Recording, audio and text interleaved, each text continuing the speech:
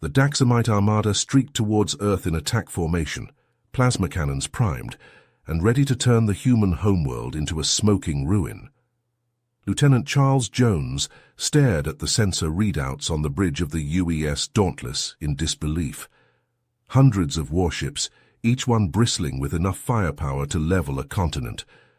A cold sweat formed on his brow. This was it, the day of reckoning.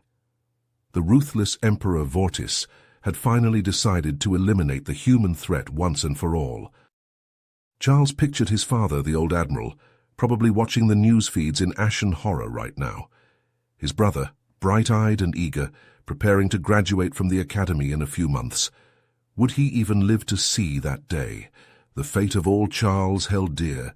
The fate of the entire human race hung in the balance. As the Dauntless burned hard to intercept the oncoming swarm of alien steel, Charles gripped the weapons console, his knuckles white. Earth's defenses were mobilizing, but the odds looked grim. The Daxamite ships outnumbered humanity's fleet 5-1. Their technology was superior in every way, but Charles set his jaw with grim determination. Humanity would not go quietly into the night. If this was to be their end, they would face it head-on, unafraid and unbowed. The fight of their lives was upon them. The crew of the Dauntless snapped into action as the orders came through. They were to engage the Daxamite fleet head-on, buying precious time for the evacuation ships to flee Earth. Charles gripped the helm controls tightly, his heart pounding in his chest. This was it, the moment of truth. "All hands battle stations," Charles barked into the comm. "Prepare to engage the enemy." The bridge crew scrambled to their posts, their faces grim with determination. They knew the odds were stacked against them, but they would fight to their last breath to defend their home. Charles punched the throttle, sending the Dauntless hurtling towards the heart of the Daxamite formation. The enemy ships loomed before them, their hulls bristling with plasma cannons and missile batteries. A hail of laser fire erupted from the Daxamite fleet, slamming into the Dauntless shields. The ship shuddered under the impact, but Charles held her steady. "Return fire," he shouted. "Give 'em everything we've got." The Dauntless's weapons roared to life, spitting streams of superheated plasma at the enemy ships. Several Daxamite vessels erupted into fireballs as the human weapons found their mark. But for every ship they destroyed, 2 more seemed to take its place. Alarms blared on the bridge as the Dauntless's shields began to fail. "Hull breach on decks 4 and 5, someone shouted. "We're losing power to the engines." Charles gritted his teeth. They couldn't hold out much longer, but they had to keep fighting, had to give the evacuation ships a chance to escape. Suddenly, a massive explosion rocked the ship, throwing Charles from his chair. He struggled to his feet, his ears ringing. "Report," he croaked. "Direct hit to the reactor core, sir," his tactical officer replied, her face streaked with blood. "We're dead in the space." Charles closed his eyes for a moment, his heart heavy. They had done their best, but it wasn't enough. "All hands abandon ship," he ordered. "Get to the escape pods now." As the crew scrambled to evacuate, Charles took one last look at the bridge of the Dauntless. She had been a good ship, and he was proud to have served on her. But now it was time to let her go. He climbed into an escape pod, just as another explosion tore through the ship. The pod jettisoned into space, tumbling end over end as the Dauntless broke apart behind them. From the tiny viewport of the pod, Charles watched the battle rage around them. The human fleet fought with everything they had, their ships darting and weaving among the Daxamite behemoths. They were hopelessly outmatched, but they refused to give up. On the bridge of the Daxamite flagship, Emperor Vortis watched the battle unfold with a scowl on his face. These humans were proving to be more troublesome than he had anticipated. They fought with a tenacity and determination that he had never seen before. "My lord, we must press the attack," one of his advisers urged. "We cannot let them regroup." But Vortis hesitated, a flicker of doubt crossing his mind. There was something about these humans, something he couldn't quite put his finger on. They were more than just another species to be conquered. They had a spirit, a fire that refused to be extinguished. As he watched another Daxamite ship explode under a barrage of human weapons, Vortis made his decision. "Hold position," he ordered. "Let them come to us." The battle raged on.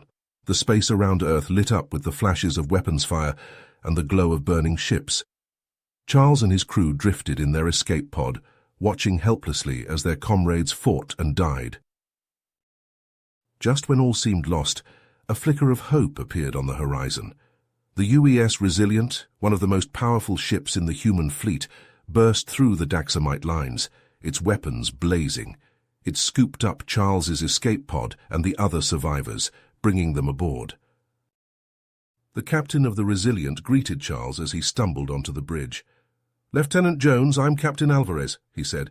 "We've got a plan to turn the tide of this battle, but we need your help." Charles straightened up, a fire burning in his eyes. "What do you need me to do, sir?"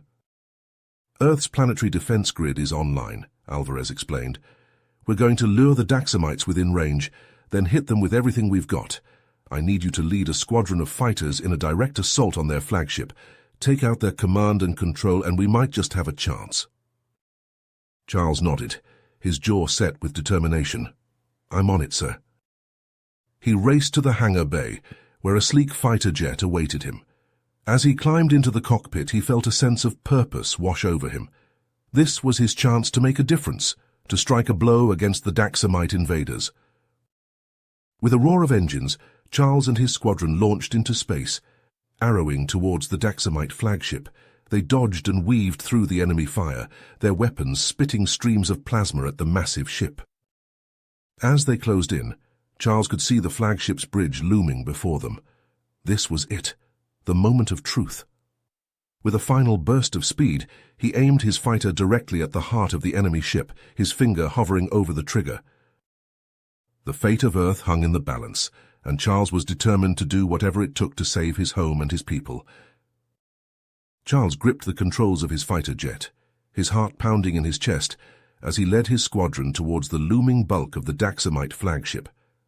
The massive ship filled the view screen, its hull bristling with weapons emplacements and armored plating. Charles swallowed hard, trying to quell the fear rising in his gut. This was it, the moment of truth.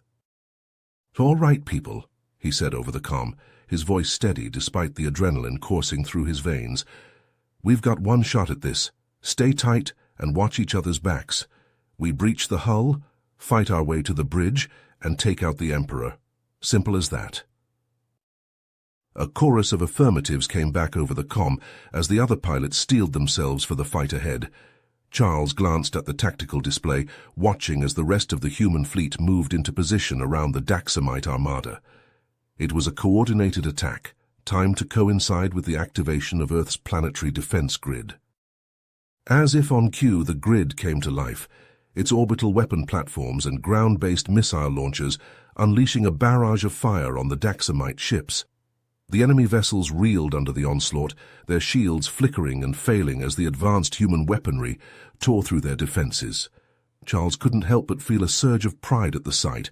Earth had been preparing for this day for decades, developing cutting-edge technology in secret to defend against the threat of alien invasion. And now, that preparation was paying off. With the Daxamites distracted by the defense grid, Charles and his squadron made their move. They streaked towards the flagship, weaving through the chaos of the battle, their weapons primed and ready. As they neared the massive ship, Charles saw a flicker of movement on the hull, a hangar bay door sliding open, revealing a swarm of Daxamite fighters launching to intercept them. "Incoming!" he shouted, yanking his jet into a sharp dive to avoid a hail of plasma fire. The Daxamite fighters were fast and agile, their pilots skilled and ruthless. Charles gritted his teeth as he twisted and turned, trying to shake off the enemy ships. His squadron mates fought beside him, their weapons flashing as they engaged the Daxamites in a desperate dogfight. Somehow, through sheer grit and determination, they managed to punch through the enemy defenses and reach the flagship's hull. Charles fired his jet's grappling hook, latching onto the ship's armored plating. With a jolt, he felt the magnetic clamps engage, locking his fighter in place. "Go, go, go," he yelled, popping the cockpit canopy, and leaping out onto the hull, his boots clanging against the metal. His squadron mates followed suit, their weapons drawn as they charged towards the nearest airlock. The Daxamite crew inside the ship were waiting for them, their own weapons at the ready. Charles and his team burst through the airlock, firing as they went. The cramped corridors of the ship became a chaotic battleground, filled with the flash of plasma fire and the screams of the wounded and dying. Charles fought like a man possessed, his rifle bucking in his hands as he cut down one Daxamite after another. They fought their way deeper into the ship, the resistance growing fiercer with every step. Charles knew they were getting close to the bridge. He could feel it in his bones. As they rounded a corner, they came face to face with a squad of heavily armed Daxamite soldiers, their armor gleaming in the dim light. Charles didn't hesitate. With a roar of defiance, he charged forward, firing his rifle on full auto. His squadron mates followed, their own weapons blazing. The Daxamites fought back with everything they had, but they were no match for the humans' raw determination. Finally, after what felt like an eternity of fighting, they reached the bridge. Charles kicked open the door, his rifle leveled at the figure standing at the center of the room. It was Emperor Vortis himself, his eyes blazing with hatred as he stared down the barrel of Charles's gun. "You humans," Vortis spat, his voice dripping with contempt. "You think you can stop me? You're nothing but insects waiting to be crushed beneath my heel." Charles smiled grimly. "We'll see about that," he said. And with that, he charged forward, his rifle forgotten as he launched himself at the Emperor in a desperate final gambit. The two of them collided in a tangle of limbs, grappling and punching with all their strength. Charles could feel the Emperor's hot breath on his face, could smell the stench of his sweat and blood. But he refused to yield, refused to let this monster win. Back on Earth, Admiral Jones stood in the command center, his eyes glued to the tactical display. He watched as the human fleet pressed their advantage, striking deep into the heart of the Daxamite Armada. The enemy ships were in disarray now, their formations crumbling under the relentless human assault. "Sir, we're getting reports of a boarding action on the Daxamite flagship," one of the officers said, his voice tight with excitement. "It's Lieutenant Jones and his squadron. They've breached the hull and are fighting their way to the bridge." Admiral Jones felt a surge of pride at the news. That was his boy, his son, out there on the front lines, fighting for the survival of their species. He knew the odds were against them, knew that Charles might not make it back, but he also knew that his son would fight to the last, would never give up as long as there was breath in his body. And so, as the battle raged on, as the Daxamite Armada began to falter and crumble under the relentless pressure of the human counterattack, Admiral Jones could only watch and wait, his heart in his throat, praying for a miracle. The fate of Earth, the fate of all humanity, hung in the balance, and in that moment he knew that everything depended on the courage and skill of his son and the brave men and women fighting by his side. Charles and Vortis grappled on the bridge, trading blows. Charles could feel his strength waning, blood dripping from a gash on his forehead, but he refused to yield. He had to stop Vortis, had to save his people. Suddenly Vortis broke free and stumbled towards a control panel on the far side of the room. "You're too late, human," he snarled, his hand hovering over a large red button. "With a single press, I will activate the EMP device, and your pathetic fleet will be rendered helpless. Earth will be mine." Charles's eyes widened. He knew about the EMP device, knew the devastation it could cause. If Vortis activated it now, the human fleet would be sitting ducks. He had to act fast. "Squad, evacuate the flagship immediately," he barked into his comm. "I'll handle Vortis and the EMP device." "But sir," one of his squad mates protested, "we can't leave you behind." "That's an order, soldier," Charles snapped. "Now go!" With a final reluctant acknowledgement, his squad retreated from the bridge, racing to escape the doomed flagship. Charles turned back to Vortis, who was watching him with a cruel smile. "Noble of you staying behind to face me alone," the Emperor sneered. "But foolish, you cannot hope to defeat me." Charles didn't waste time with words.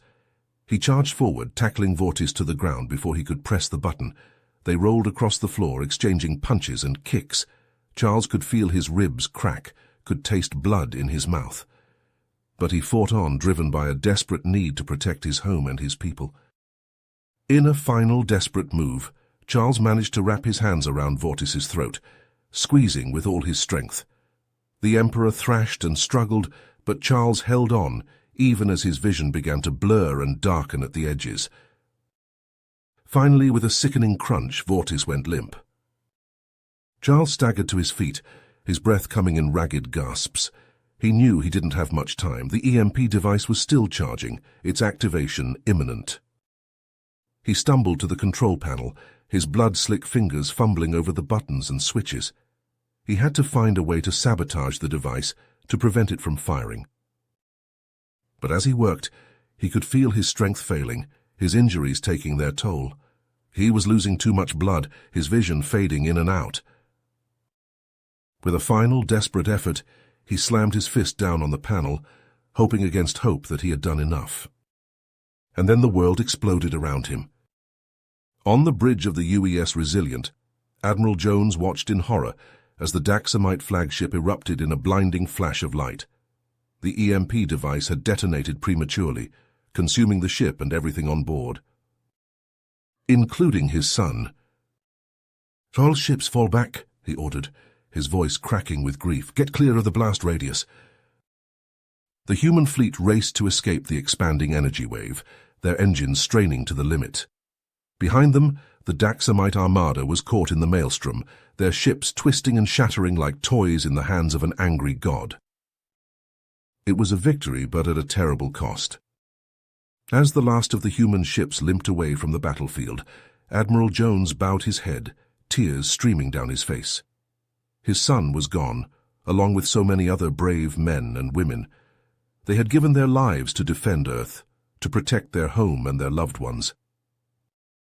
And as the people of Earth mourned their fallen heroes, as they began the long, painful process of rebuilding, they knew that they would never forget the sacrifice that had been made on their behalf. They would honor the memory of those who had fallen, and they would face the future with a newfound determination to safeguard their place among the stars. No matter the cost. Admiral Jones stood at the window of his office, his gaze fixed on the jagged skyline of the city below. The once gleaming towers were now pockmarked with scars, a testament to the destruction wrought by the Daxamite invasion. But the physical damage was only the beginning. In the months since the battle, the world had changed in ways no one could have predicted. The energy wave from the Daxamite flagship had altered the very fabric of the Earth, unleashing a cascade of environmental catastrophes. Violent storms ravaged the coasts, while drought and famine stalked the interior. The delicate balance of nature had been upended, and humanity was struggling to find its footing in this new, hostile world. But even as society grappled with the aftermath of the invasion, a new threat had emerged. The energy wave had done more than just reshape the planet. It had also transformed a small number of individuals, granting them incredible abilities. These changed, as they came to be known, were a source of both wonder and fear. Some saw them as the next stage in human evolution, a sign of hope in a world gone mad. Others viewed them with suspicion and mistrust, worried about the potential for abuse and chaos. Riots broke out in cities across the globe as ordinary citizens clashed with the changed, each side fighting for control of this new reality. Admiral Jones had seen it all unfold from his position at the newly formed International Change Control Agency, ICCA. Tasked with studying and regulating the abilities of the changed, he found himself at the center of a political and social maelstrom. A knock at the door jolted him out of his thoughts. "Come in," he called, turning to face his visitor. Agent Sarah Briggs, his top operative, strode into the room, a grim expression on her face.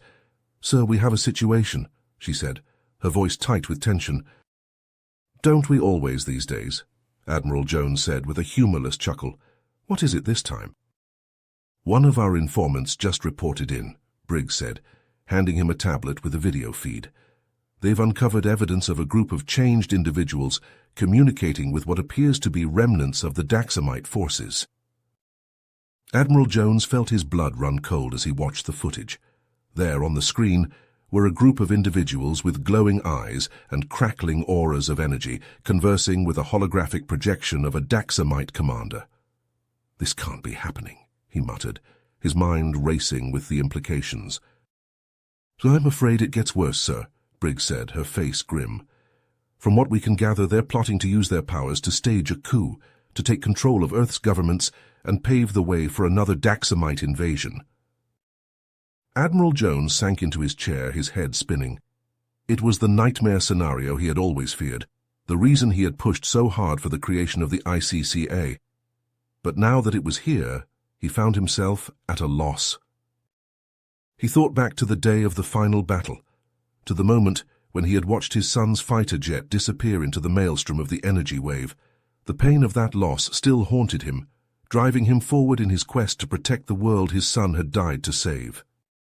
But now, faced with this new threat from within, he wondered if he had the strength to do what needed to be done. The changed were still human, after all, even if they had been altered by the energy wave. Could he really bring himself to treat them as enemies, to hunt them down like the Daxamites they now conspired with? "Sir," Briggs prompted, her voice cutting through his thoughts, "what are your orders?" Admiral Jones took a deep breath, steeling himself for the battles to come. "We do what we always do," he said, his voice firm with resolve. "We find out everything we can about this conspiracy, and we stop it before it can do any more damage. The future of the human race depends on it." Briggs nodded, her own determination mirroring his own. "Understood, sir. I'll assemble a team and get to work right away." As she left the room, Admiral Jones turned back to the window, his gaze once again drawn to the ruined city below. The scars of the Daxamite invasion were still raw, but he knew that the true test of humanity's resilience was only just beginning. In the face of this new threat, they would have to be stronger, smarter, and more united than ever before. The price of victory had been high, and the battle for survival was far from over.